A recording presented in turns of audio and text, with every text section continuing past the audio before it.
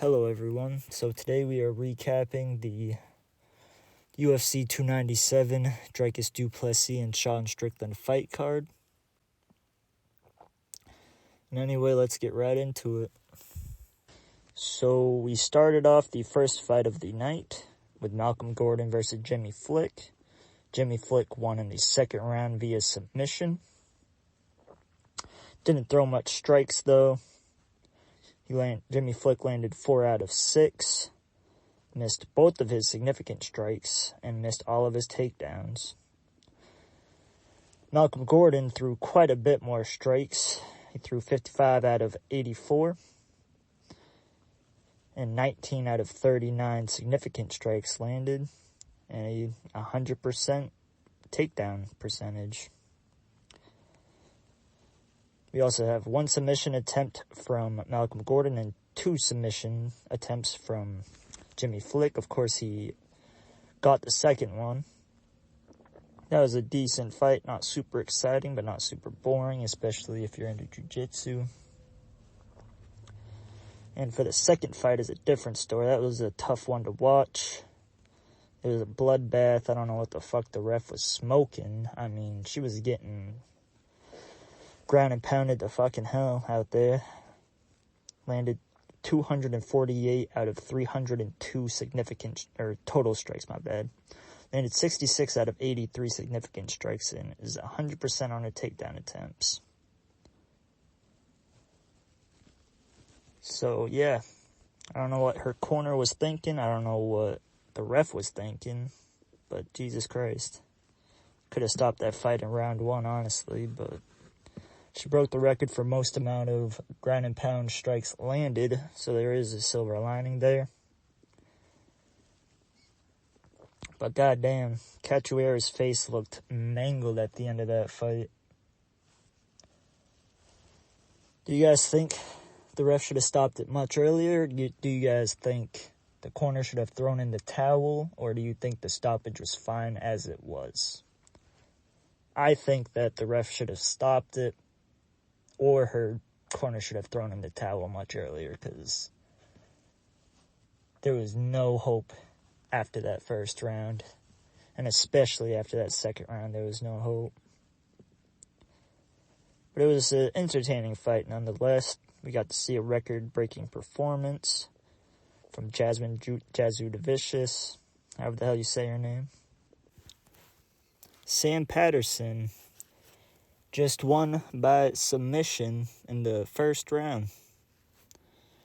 Very impressive performance. Johan Lenesi was very, very underwhelming performance from him as well. He came out the gate, didn't have any setups to his punches, doing just a naked overhand, completely whiffed on it, and yeah, that was a very bad performance from Lenesi. Great performance by Sam Patterson, though. Glad to see he isn't afraid to take it to the ground and look for submissions. As in his previous fights, he seemed to be a little too comfortable standing and trying to strike. But very impressive performance from Sam. I'm excited to see where he goes in the future. Very impressive performance from Jillian Robertson. She showed a good amount of patience. She wasn't chasing the finish too much. Pretty entertaining scrambles as well. Polyana Viana is really needs to work on her jiu-jitsu and wrestling. Because, yeah, that was a piss-poor performance from her. Her striking did look good, I will say. She just, couldn't stop the takedowns, couldn't get into any decent positions on the ground. She just looked pretty helpless out there once it hit the ground, unfortunately. But very impressive performance from Jillian Robertson, getting the win in the second round via rear naked choke, I believe. But yeah, hopefully she can get a win streak getting together and make a title run eventually, because WMMA is lacking as of right now. There are a couple contenders, but if Jillian Robertson can get a win streak together, she could definitely at least be a contender. I don't know if she'll win the belt, but yeah. Now we are on to the next fight. Ramon Tavares versus Sergey City. What a fucking scrap. Ramon Tavares has very heavy hands. They were both slipping. But Sergey City had that volume going for him. He had that pressure going on heavy in that first 2 rounds. However, he did get dropped in the first round. But Sergey City was bleeding everywhere. Both dudes were hurting at the end of that fight. But personally, I thought Sergey City won that. But I don't think it was a robbery or nothing. It was a very close fight, a very fun fight as well. And now we are on to a not-so-fun fight. We have Charles Jourdain versus Sean Woodson. Man, Sean Woodson looks fucking weird. I mean, that can't be natural. What are they feeding that guy? 6'3", fucking, yeah, that's crazy. 11-1. He's undefeated in the UFC so far. Charles Jourdain, he's a little too comfortable fighting not in the pocket, especially against a guy as tall as Sean Woodson is. But it was a decent fight. It wasn't a fun fight. But yeah, Charles Jourdain thought that he won the fight. Didn't hear Bruce Buffer, apparently. Started celebrating early. Confused Sean Woodson. A little bit of a blunder, but decent win by Sean Woodson. Now we have another boring fight. Brad Katona versus Garrett Armfield. Garrett Armfield looked much better than I thought he was going to look. Brad Katona, he is, they should cut that guy and make him win another trophy because, Jesus, I do not want to see that guy fight again.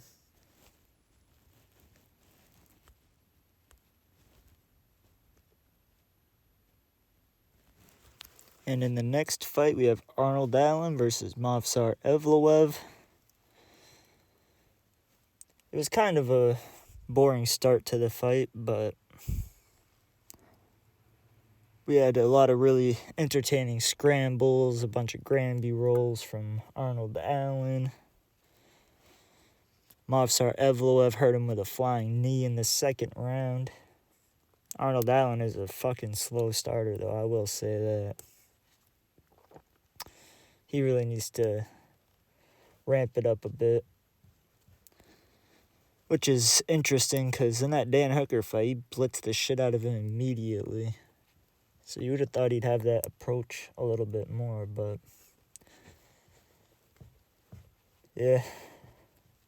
That was a really good fight, though. We had that controversial knee or illegal knee. Depending on who you ask, it seems to be everybody agreeing that it was a legal knee, which I also agree with. The hand wasn't weight-bearing at all, and every time Arnold threw the knee, he lifted him up, and the hand did get off of the ground as well, so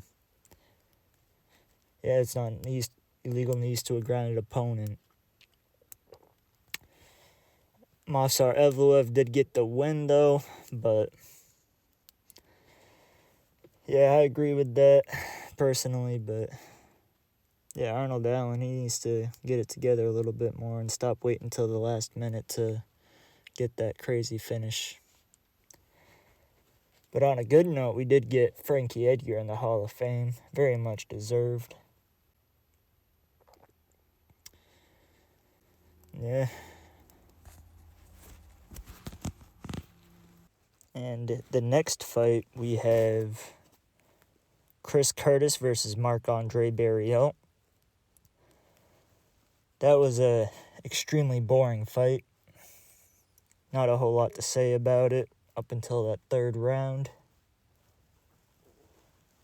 They started swinging extremely heavy in the pocket. Really good clinch work, a lot of knees, a lot of boxing. And yeah, that third round really made up for it. And the next fight, we have Neil Magny versus Mike Malott. The great Canadian ass, as they say. I will say one thing. He needs to probably lose that ass because his gas tank is horrible. Can't even go 3 rounds. Like, yeah. Not a good look from Mike Malott. An extremely impressive comeback from Neil Magny. Probably the greatest gatekeeper we have ever seen. But yeah, he also needs to learn how to check leg kicks. I will say that. But it was a boring fight up until that last round. Really made up for it with that impressive comeback. And on to the next fight. Raquel Pennington versus Myra Bueno Silva. Jesus Christ, what a boring fucking fight. I am surprised Pennington pulled it off, even though I did pick her for the upset. But, yeah, Myra Bueno Silva has 0 cardio, 0 defense on the feet. And, yeah, Jesus Christ, that fight was dog shit. In my opinion, we should just scrap the whole division and come back in a few more years once the WMMA scene has gotten better. Because that fight almost put me to sleep. And now we are on to the main event. Sean Strickland versus Dricus Du Plessis. What a fucking fight. Both guys were badly damaged, throwing bombs. First couple rounds, Strickland was keeping him at bay with the jab, but Dricus kept trying to counter and land the 2s and the spinning back fists, and he landed quite a few good shots, I will say. And even though Sean was checking those leg kicks, he just kept fucking throwing them. And those body kicks and those body shots were just money all night. Very impressed by Dricus Du Plessis and his cardio, throwing head kicks, spinning kicks in the last round and the 4th round. And yeah, he looks so gassed out, but he just always has more left in the tank. It's crazy to watch. And Sean Strickland, he's probably one of the best guys at defense right now, at least on the feet, because he was making Dricus whiff bad often. But when Dricus landed, he made it count. And South Africa has a new champion and their first champion.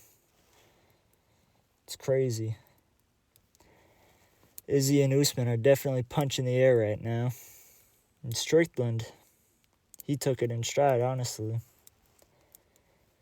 That was a sick speech he gave at the end.